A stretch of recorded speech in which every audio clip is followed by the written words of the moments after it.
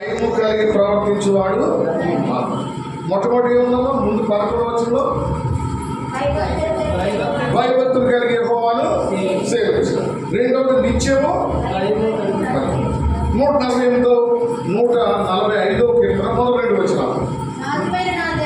రాజువైన నా దేవా నిన్ను గణపరచెదను,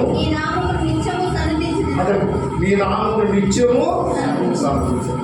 నిత్యము భయభక్తులు కలిగినను, నిత్యము ఆయన నామాన్ని సన్నతించను. లూకా సువార్త 18 మొదటి వచ్చిన మనకందరూ తెలుసు. వారు విసుగక నిత్యము ప్రార్థన చేయాలి. క్రైస్తవులైన మనము ప్రార్థన రావడమే లేదు. ఎప్పుడు నుంచండి? కరోనా వైరస్ వచ్చినప్పటి నుంచి ప్రార్థన లేదు. చక్కగా దేవుడు బిడ్డరా ఇక్కడ ఏమన్నాడు? లూకా సువార్త 18 మొదటి వచ్చిన వారు నిత్యము, వారు విసుగక నిత్యము ప్రార్థన. జాగ్రత్త మీ ప్రార్థన జీవితాలు ఉంది. కీర్తన 52 వచ్చింది. కీర్తన 52 వచ్చింది. కీర్తన 52 అమ్మా, నేనైతే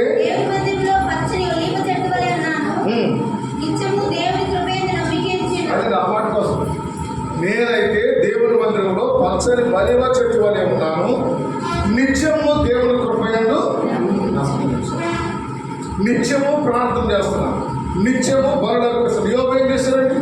యోబు 1వ అధ్యాయం 5వ వచనం, యోబు గ్రంథం 1వ అధ్యాయం 5వ వచనం చూసుకొని పూర్తి కాగా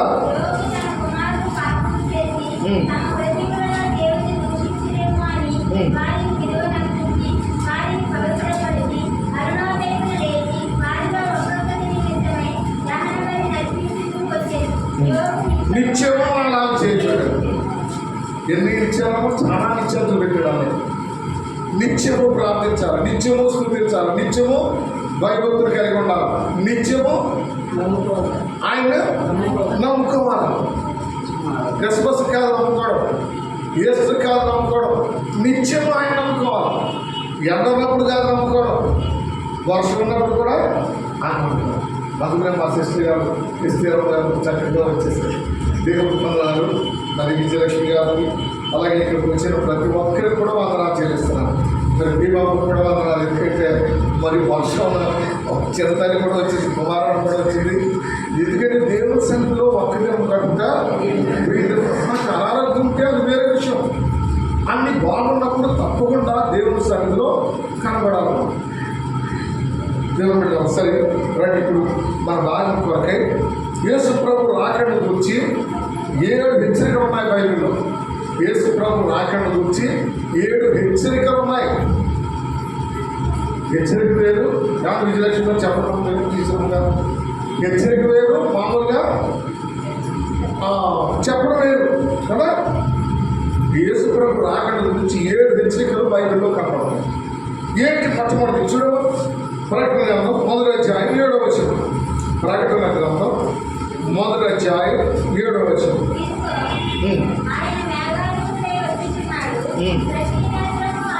ఆయన చూచెదరు.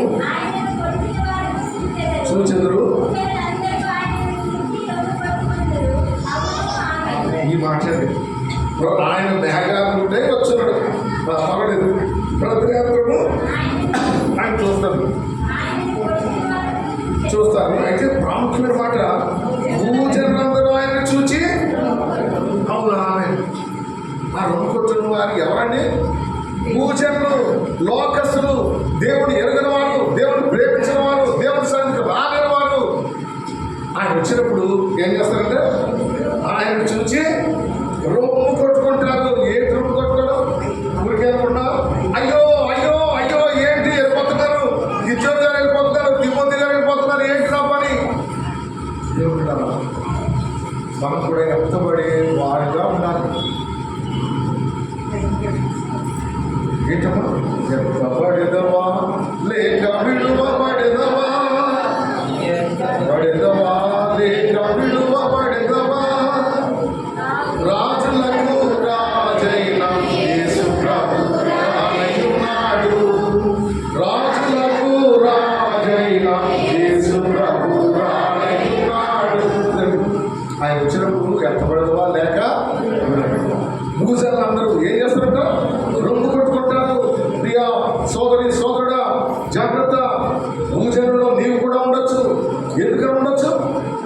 దేవుని ప్రేమించకుండా, దేవుని సన్నిధి లేకుండా, ప్రార్థన లేకుండా నీ జీవితం ఉంటుందేమో. అందుకని 7 హెచ్చరికలు చెప్పారు. ప్రభు రాకడ గురించి 7 హెచ్చరికలు. మొట్టమొదటి ఏంటమ్మా?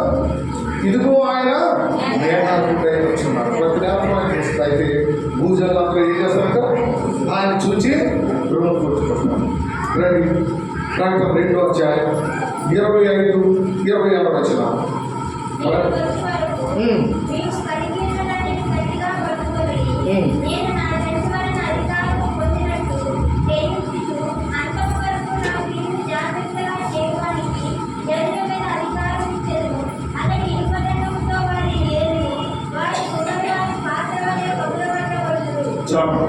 క్రియేటివ్గా జయించు ఈ మాట.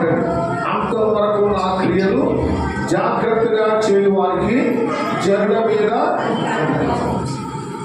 ఇక్కడ అన్నాడు, నేను వచ్చే వరకు మీకు కలిగిన దాన్ని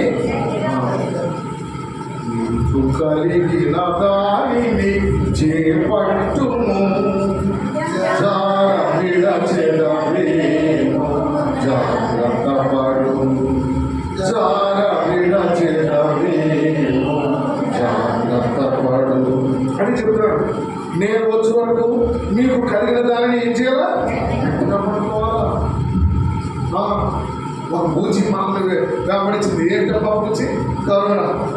అందుకనే రాలేకపోతున్నాం అండి, అందుకనే ప్రార్థనకి రాలేకపోతున్నాం, అందుకనే ఆరాధనకి రాలేకపోతున్నాం. దేవుళ్ళ కరోనా రావచ్చు, ఇంకోటి రావచ్చు, ఏదైనా రావచ్చు. అయితే మీకు కలిగిన దాన్ని ఏం చేయాలంట? గట్టిగా విశ్వాసాన్ని గట్టిగా పట్టుకోవాలి, నీతిని గట్టిగా పట్టుకోవాలి, ఆరాధన గట్టిగా పట్టుకోవాలి. ఆయన సరికి రావడానికి మనం స్థిరంగా ఉండాలి. అప్పుడే జయించు అంతం వరకు నా క్రియలు జాగ్రత్తగా చేయడానికి జనుల మీద. ఇక్కడ ఏమన్నాము? జయించు అంటే జాగ్రత్తగా చేయవచ్చు. నా క్రియలు జాగ్రత్తగా చేయవాలంటే గైకొన్న వారికి ముఖ్యంగా 5 నోట్లు గైకొన్న వారికి ఆయన మనకు ఆజ్ఞాపించింది. ఏం చేయాలా? గైకోవాలి. ఇప్పుడు ఎన్నయ్యమ్మా? 2 రండి. 3వది 3:3 ప్రకటన 3:3 ప్రకటన. నీవేళ ఉపదేశం పొందిదివో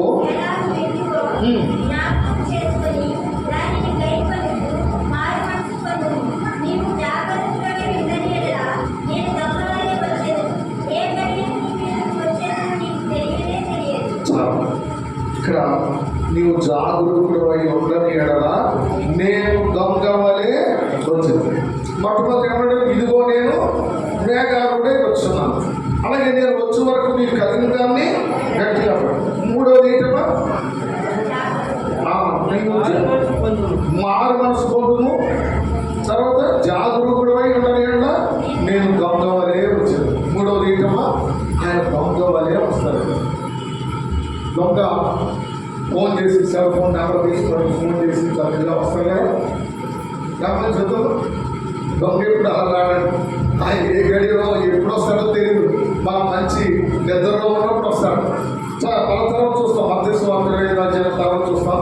ఇప్పుడు కాబట్టి 3వది ఏంటంటే నీకు అంతవరకు నా క్రియలు జాగ్రత్త జయించు. అది పేరుగా 3వది మారు మనసు పొందుము, జాగరూకుడు అయి.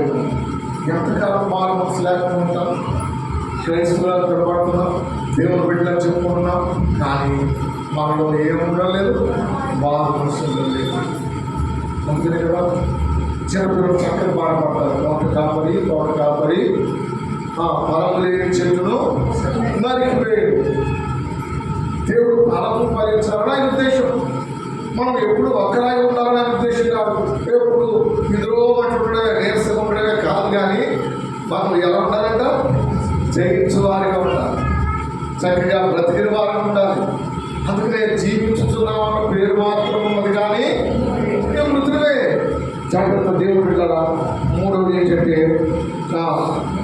మారు మనసు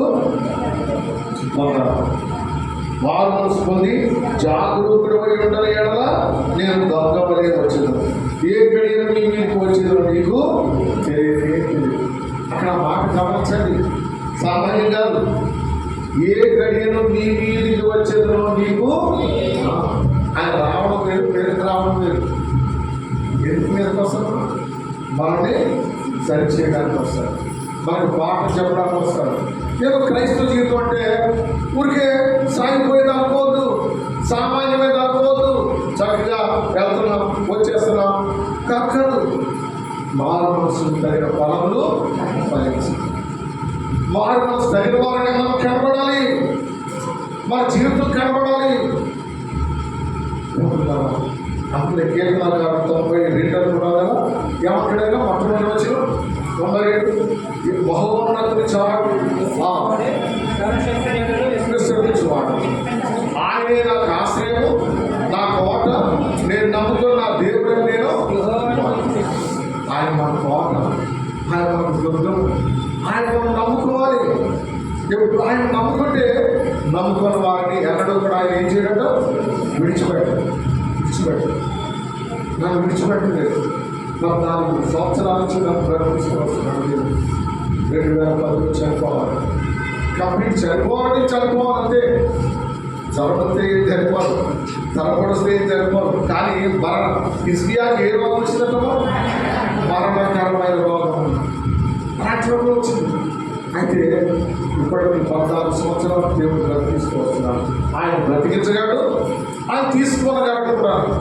అయితే ఆయన ముందుగా అందరం తీసుకోవాలి, అందరం తీసుకోవాలి. ఒకసారి పౌరులు చెప్పినట్టుగా మనం బ్రతకాలి. ఏది ఎప్పుడైనా బ్రతుకుటకి ఇస్తే అదే నేను ఉండిపోదామంటే ఉండిపోవడం కుదరదు. అయితే బ్రతికితే ఎలా బ్రతకాలా? దేవుడు బ్రతకాలి, ఆయన నామంలో బ్రతకాలి, దేవుడు. సరే, 4 ఎరగము, 4 బయటకు 22 అధ్యాయం క్షమించండి 3:11 మాట నుంచి 4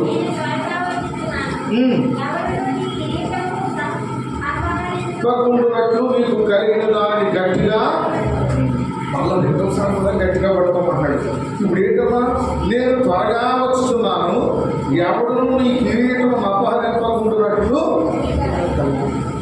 కిరీటం పేరు గుర్తు, రాజులకు అధికారాలకు గుర్తు. దేవుడు బిడ్డలుగా మనకు అధికారం ఇచ్చాడు, ఆయన లోపల మనకు అధికారం ఇచ్చాడు. అందుకంటే పాములను పేదలను ఎత్తి పట్టుకుంటారు, అదొక అధికారం. వారు సువార్త ప్రకటిస్తారు, అదొక అధికారం. సువార్త ఎలా ప్రకటించారట?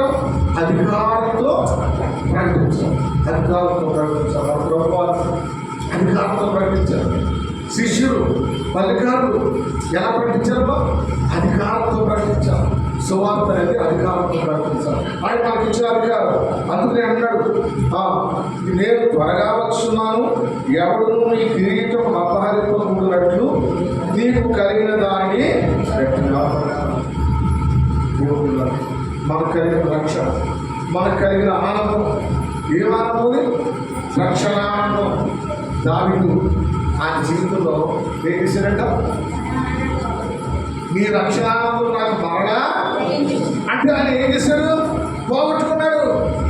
నేను అన్న మాట చెప్తున్నాను, దావీదు కంటే సౌలు చాలా శ్రేష్టమైన వాడట. ఎందుకండి? ఎందుకు శ్రేష్టమైన వాడు? ఆయన ఒకే భార్య సౌలుకి, దావీదుకి చాలా మంది భార్య. ఆయనకంటే ఇంకోయిపోయాడు ఎవరు? ఆయన కొడుకు సొలొమోను 70 మంది, దాదాపు భార్యలు 700 మంది భార్యలు, 300 మంది, మొత్తం ఇలాగ మొత్తం 1000 మంది ఆయన. సౌలు అలా కాదు, ఒకే ఒక భార్యతో చివరి వరకు గడుపుతున్నాడు. మనం అనుకుంటాం మరి ఆయన గొప్ప ఏ గొప్ప కాదు. మనం గమనించినట్లయితే దేవుడు వాక్యం చెప్తుంది. సార్ 4గా మనం చెప్పుకుంటాం. ఇప్పుడు 5వదిగా వింటాము. 5వదిగా 22 అధ్యాయం ప్రకటన 7వ వచనం. ఇదిగో నేను త్వరగా వస్తున్నాను, ఈ గ్రంథంలోని ప్రవచన వాక్యములను 5వది ఏంటమ్మా? ఈ గ్రంథంలోని ప్రవచన వాక్యాలు ఏం చేయాలి? గైకొనాలండి. వారు విరుటి మట్టు విందురు కానీ చూచిన మట్టుకు చూతురు కానీ కాదే కాదు. వెనుకబాటు ముందు కానీ దేవుడు బిడ్డరా 5వ అంటున్నాడు, ఇదిగో నేను త్వరగా వచ్చున్నాను. తర్వాత ఈ గ్రంథం చదవండి. ఈ గ్రంథంలో ప్రవచన వాక్యం గైకొనేవాడు ధన్యుడు. ప్రవచన వాక్యాలు గైకొనేవాడు 6వ 22వ అధ్యాయం 12వ వచనం.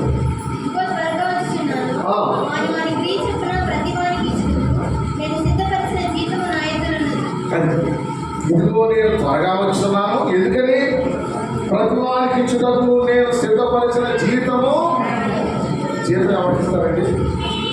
అంటే పని పట్టలేని జీవిస్తాను, అవునా? పని చేసే వారికి జీవిస్తాను. ప్రియ స్నేహితుల సోదరి, దేవుని కొరకు నీవు నేను ఏం చేయాలా? పని చేయాలండి. పని చేయకుండా ఏం తినకూడదంట? ఆహారం తినకూడదు. అలాగైతే దీంట్లో సగం మంది ఆహారం తినకూడదు. ఎందుకంటే చాలా మంది వచ్చి మన కాలం చేస్తారు. అయితే అందరూ ఆకలేదు, అందరూ వచ్చినా కూడా మునిగిపోతారు. అయితే దేవుడు బిడ్డరా ఆ పని కాదు. దేవుడు కొరకే ఏదైనా ఏం చేయాలో పని చేయాలి. పని చేయాలి. పనివాడు జీవితానికి పాత్రుడు. ఇదిగో నేను సిద్ధపరిచిన జీవితము. ఆయన ఏం చేశాడు మన కొరకు? జీవితాన్ని ఏం చేస్తాడు దేవుడు? ఊరికే అడగచ్చి ఇలా చేసేవాడు కాదు. కూర్చుంటే ఏదో అయిపోవడానికి కాదు. ఆయన అన్నాడు, మీ హృదయం కలవరపడి అయిపోయి దేవుని విశ్వాసం ఉంచడం, నాయకుని విశ్వాసం ఉంచి నేను మీకు స్థానాలు సిద్ధపరచ. అదే సామంటే ఊరికే సామాన్యం కాదు. చాలా ల్యాండ్స్ వచ్చారు, భవనాలు ఎంతో సిద్ధపరుస్తున్నాడు. నువ్వు పునాలు వేసినప్పటి నుంచి కూడా మన కొరకు ఆయన ఏం చేస్తున్నాడు? సిద్ధపరుస్తున్నాడు. అలాగే ఇప్పుడు కూడా ఏమన్నాడు? నేను సిద్ధపరిచిన జీవితము. ఎంత ఇవ్వాలి? తిరుపతి గారికి ఎంత ఇవ్వాలి? కృపరావు గారికి ఎంత ఇవ్వాలి? మరి తమ్ముడు కిచోర్ గారికి ఎంత ఇవ్వాలి? జాన్సన్ గారికి ఎంత ఇవ్వాలి? మీరందరూ ఉదయకాలం రైబాబుకి ఎంత ఇవ్వాలి? కోర్టీస్కి ఎంత ఇవ్వాలి? ఈ జీవితం ఎలా ఇస్తారమ్మా? ఏమంటే అయ్యారు మీరు బ్యాంకులో పనిచేస్తారు లేదు, పనికి తగినట్టుగా జీతం ఇస్తారు. పని చేసిన వారికి జీతం ఇస్తారు. ఏ పని లేకుండా వస్తున్నా పోతున్నా పోరాల్సిన అంటే అలాగే ఉంటుంది. ఏ జీతం ఉండదు, ఏ బహుమానం ఉండదు. జాగ్రత్త 6 కదమ్మా 12, 22, 12 మరొకసారి చదువు.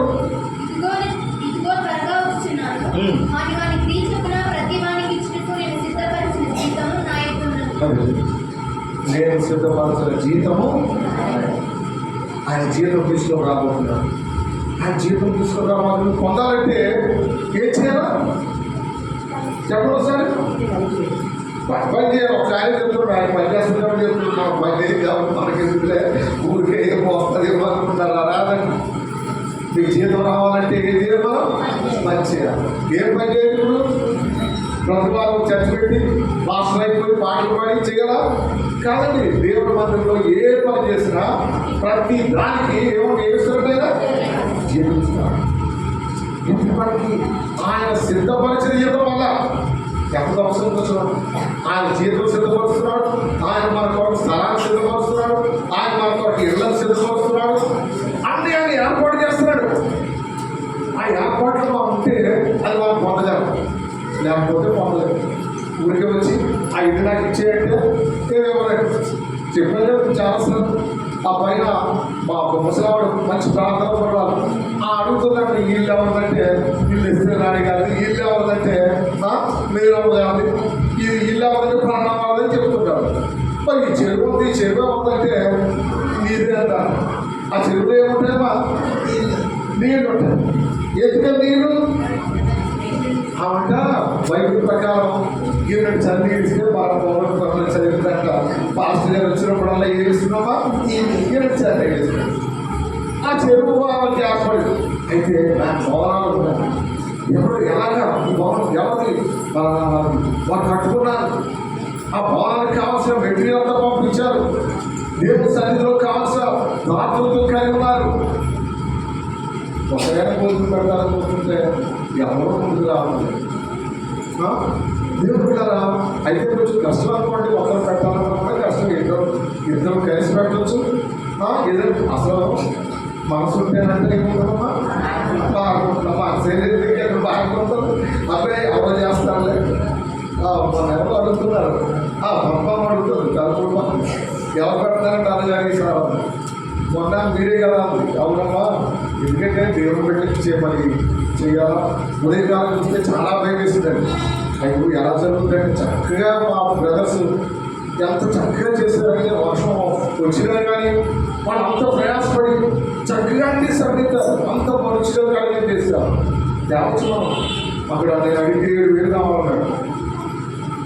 మామూలు రైస్ని నిన్న మా దేవుడు రాజు 7,000 ఇచ్చారు.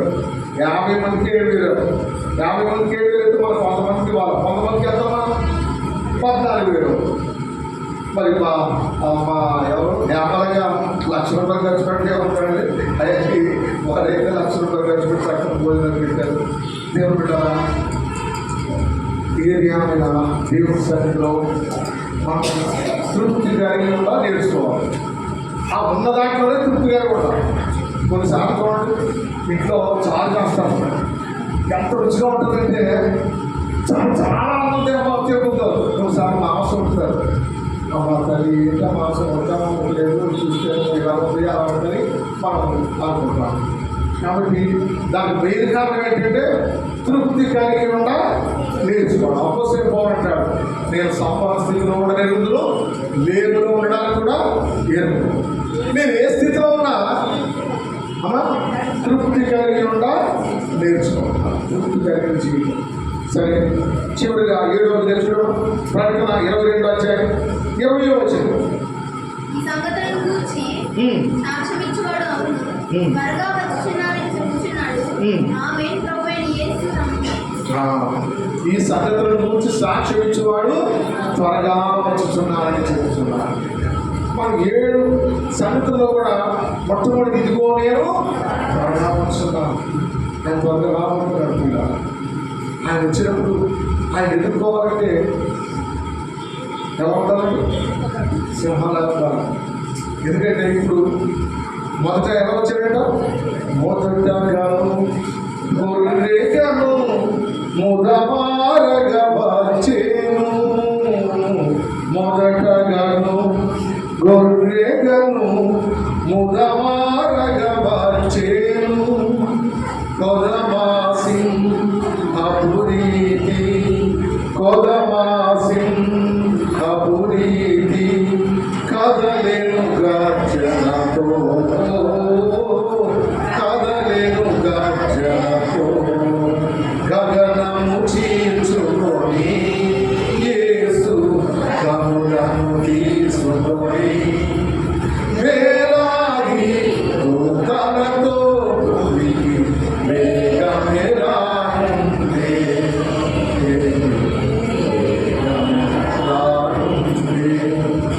మనం చదువుతున్న ఇదిగో నేను వాడవచ్చు. ఈ పాటలు ఏమంటాడు ఆయన, ఎలా వస్తున్నాడు, వేగమే రావస్తున్నాడు. ఆయన ఆలస్యం చేసేవాడు కాదు, ఆయన త్వరగా రాబోతున్నాడు. ఆయన వచ్చినప్పుడు ఆయన ఎదుర్కోవాలంటే మరి ఇదివరకు అయితే గొర్రె పిల్లలకు వచ్చాడు, సాగుగా వచ్చాడు, టీచర్ వాళ్ళు తిట్టలేదు, కొట్టిన వాళ్ళు తిట్టలేదు, ఉప్పేసిన వాళ్ళని ఏమనలేదు. అయితే ఇప్పుడు అలా కాదు, తమ సింహాలకు వస్తుంది.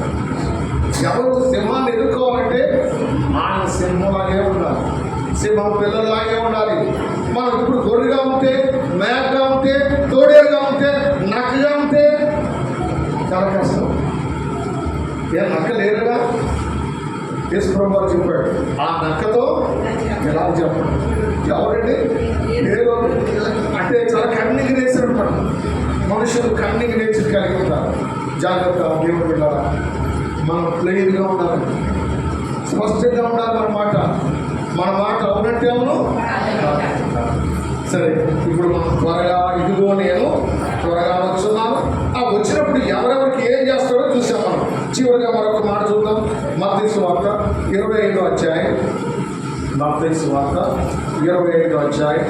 అక్కడ యేసు ప్రభు రాకడ గురించి రాయబడింది. 8వ వచనం చదవమా, ఆ క్షమించండి. 6, 7, 8 అందరూ కలిసి చదువు, అందరూ కలిసి చదువు. ఎందుకంటే లేకపోతే చదవరు. ఇంకా అర్ధరాత్రి వేళ ఇదిగో పెళ్లి కుమారుడు అతను ఎదుర్కొనరండి కేక వినబడి అప్పుడు ఆ కన్యకలందరూ లేచి తమ దింటీలను చక్కపరిచి కానీ బుద్ధి లేని ఆ కన్యకలు మా దింటీలు ఆరిపోతున్నది కనుక మీ ఊరిలో వచ్చి మా దిండులని బుద్ధి గలవాలని అడిగింది. అందుకు బుద్ధి గల కన్యకలు మాకును నీకును ఇది చాలదేమో, మీరు అమ్మవారి యొక్కకు వెళ్ళి పోయి కొనుక్కోడని చెప్పింది.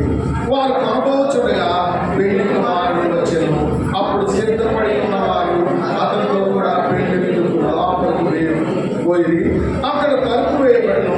ఆ తరువాత తల్లిని కన్యకలు వచ్చి అయ్యా అయ్యా మాకు తలుపు తీయమని అడుగుగా అతడు మిమ్మల్ని అందరూ ఎరుగునని మీతో నిత్యముగా చెప్పుచున్నాను. నేను ఆ దినమైన ఆ గడియను మీకు తెలియదు కనుక ఈ మాట ఆ దినమైనను ఆ గడియను మీకు తెలియదు కనుక మీరు కూడా ఎలా ఉండాలా రండి ప్రార్థన చేసుకుందాం. ప్రార్థన చేసుకుందాం. మోకరించండి.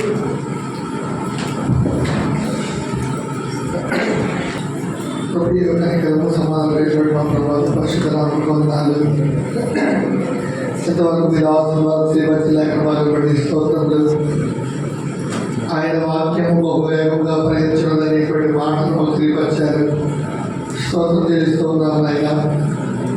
అలాగే ప్రాముఖ్యమైనటువంటి మాట, ఇదిగో నేను త్వరగా వచ్చినాను, వారి వారి క్రియలు చెప్పున ప్రతి వారికి చెడుకు జీవితం ఎంతవరకు తెలివించారు. కనుక పనిచేసే పని చేసుకుని పాత్రని ప్రభు సన్నిధిలో ప్రభు యొక్క సేవలో పరిచయం చేసేవారు ఉండాలని, పని చేస్తే మాకు జీతం ఉండదని తెలియజేస్తున్నారు. బహుమానాలు, కిరీటాలు అవన్నీ కూడా మేము పొందుకోవాలని ఈ లోపల ఎంతో ప్రయాసపడాలి. క్రయం చెల్లించినటువంటి జీవితం కలిగి ఉండాలని మీరు కోరుతూ స్తోత్రాలు ఆయన. అలాగే అనేక అంశాలు మాతో మాట్లాడుతూ వచ్చారు. స్తోత్రాలు ప్రభావ. మరి ప్రతి మాట కొరకు మమ్మల్ని తెలుస్తూ ఉన్నాం. ఆ వాక్యం వినడమే కాదు కానీ విన్న వాక్యాన్ని అనుసరించి సహాయం చేయండి. వాక్య ప్రకారం మా జీవితాలు మంచిపట్టు సహాయపడుతున్నామని కోరుచున్నాం. అలాగే ఇంతవరకు మీరు ఆలోచన ద్వారా అనేక విషయాలు ఈ లేఖన భాగాల నుండి మీరు మాట్లాడుతూ స్తోత్రాలు. ఇదిగో ఇక మళ్ళా మీ ప్రేమ సంరక్షణ కనుక మరి ఈ బలలో యోగ్యంగా పాల్గొనకే సిద్ధపరచండి. రొట్టె పొందడం రొట్టె అనగానే శరీరము, రసమనగా రక్తంలో యోగ్యమైన పాల్పడుకోకే బిడ్డగా వారు సిద్ధపరచండి. ఎవరు కూడా అయోగ్యంగా అలక్ష్యంగా నిర్లక్ష్యంగా పాల్గొనకుండా సహాయం చేయండి ఆయన. యోగ్యంగా బలలు చేయలేని సిద్ధపరచడం కోరుకుంటూ చెప్పండి. వాక్య దగ్గర తలప చేయమని ఎవరైతే ముందుగా చెప్పారంటే అనగా నీ చేతిలో పాల్గొంటున్నారు, నీ చేతుల కొరకు తలకొట్టుబడి వెలగొట్టుబడి ముక్కగా చేయబడింది. అట్టి విధానాన్ని జ్ఞాపకం చేసుకొని తద్వారా నీ భయం తెలిసి చెప్పిన సిద్ధపరచమని యేసు ప్రభువా ఈ బాలని ప్రారంభంగా ఎల్లప్పుడూ ప్రేమించేవారుగా అంతవరకు నీకు సాక్షి జీవించి సహాయం చేయమని ఈ కరెంటులో పొందడం దీవించమని యేసు ప్రభువా నామమున ప్రార్థించి స్తుతించి ప్రేమతో వేడుకొంచున్నాం మా తండ్రి. ఆమేన్. నేను మీకు అప్పగించేదాన్ని ప్రభువును పొందుకుని ప్రభుని యేసు తలపబడిన రాత్రి ఎవరింటిని ఎత్తుకొని కృతజ్ఞత చెల్లించి దాన్ని గురించి మీ కొరకైన శరీరము నన్ను జ్ఞాపకం చేసినట్టుగా నేను చేయడం చెప్పాను. ప్రేమ తండ్రి, నమ్మకమైన మా ప్రభువా, ఈ యొక్క రొట్టె నీ శరీరం కనుక నువ్వు మా కొరకు అక్కడ చెల్లించామని తిరిగి ఆ రొట్టె నీ శరీరంలో పర్వత వాక్యత ఇచ్చామని వెలువడిగా పాలు తత్వాలను నీ దీవెనలు యొక్క ఆశీర్వాదం కోసం భాగ్యం తెచ్చేమని ప్రార్థించి స్థితించి వినయంతో వేడుకొచ్చున్నాం మా తండ్రి. ఆమేన్. రెడ్డి అప్పులు గారు, కిచన్ పెద్దలు, గొప్ప పెద్దలు, అలాగే గోపాల పెద్దలు,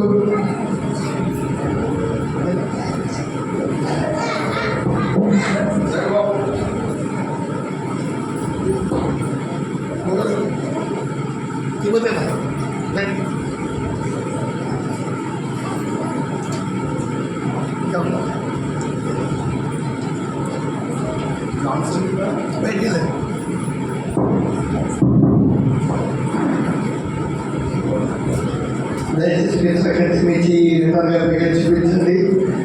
అదేదో గుళ్ళో ఇచ్చే ప్రసాదం కాదు, దేవుని శరీరం కొద్ది వరకు తీసుకోండి.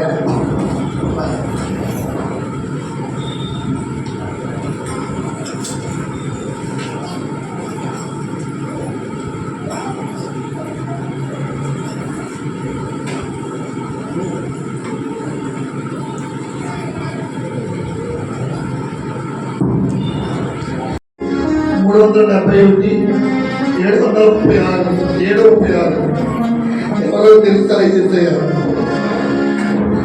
ఎవరో తెలుసాయేసయ్యా చెబుతానేడు వినవయ్యా ఎడతెరి పెట్టక త్వరపడి రాజి రక్షణకు అయ్యా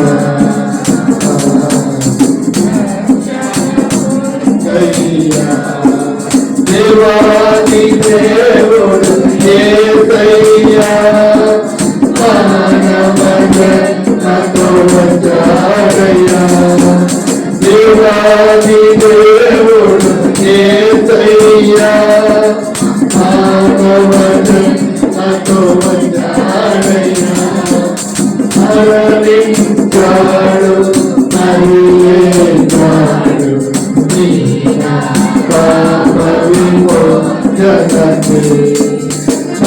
మరణించాడు అవిలేశాడు పాప విమోచనకి.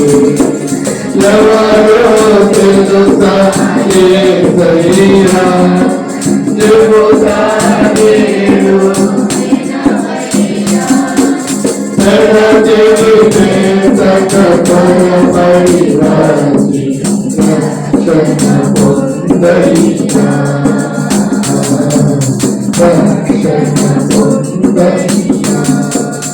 యేసుని తలుపున ప్రతినిధి అయి దేవుని ప్రేమకు ప్రతిరూపమై యేసుని తలుపున ప్రతినిధి అయి దేవుని ప్రేమకు ప్రతిరూపమై అతి వినయముగా ప్రతిమాయుచున్నాడు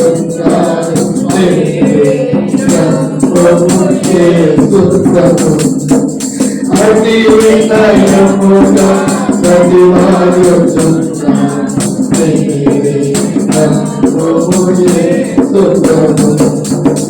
ఎవరో తెలుసా యేసయ్యా చెబుతానేడు వినవయ్యా ఎడతెరి పెట్టక త్వరపడి రాజి రక్షణ పొందయ్యా. రక్షణ పొందయ్యా. కూర్చోండి. వారి కార్యక్రమం మాకు సహాయం చేయండి.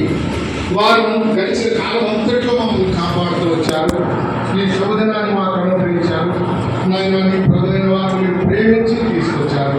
ఎస్ఆర్ రాణి గారి బట్టి వెంకటేష్ గారి కొరకు అని బాబు కొరకు ప్రార్థిస్తున్నాము. అలాగే నేను చంటిబాబు గారు విజయమ్మ బిడ్డల కొరకే ప్రార్థిస్తున్నాము. అలాగే ఇంకా మీ ప్రియబిడ్డలు రాహిరమ్మ గారు నేను దయాసాయి బాబు నేను వారి నా భాగ్యత బాబు కొరకు ప్రార్థిస్తున్నాము. వచ్చిన మీ బిడ్డలందరినీ పేరు పేరు ఒకసారి దీవించి ఆశీర్వదించున్నాను. వారు అక్కలు తీర్చున్నాను. ఎవరు అనారోగ్యంతో ఉన్నారో వారు మూర్తి స్వస్థపరచున్నాను.